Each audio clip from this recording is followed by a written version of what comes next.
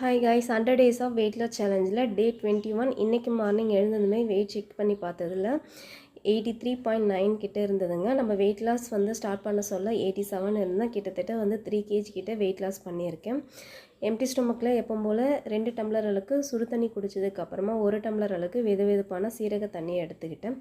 Morning பிரேக்ஃபாஸ்ட்டுக்கு சாமை அரிசி கஞ்சி எடுத்துக்கிட்டேங்க. இது கூடவே மோரும் சேர்த்துக்கிட்டேன்.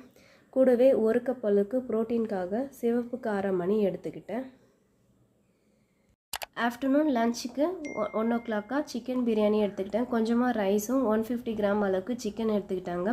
இது கூடவே கொஞ்சமாக 1 கப் அளவுக்கு சௌச்சௌ பொரியல் எடுத்துக்கிட்டேன். 1 முட்டை எடுத்துக்கிட்டேன். நம்ம நான்வெஜ் எடுத்துக்கிட்டாலுமே கம்பல்சரி அன்றைக்கி காய்கறி எடுத்துக்கிட்டோம்.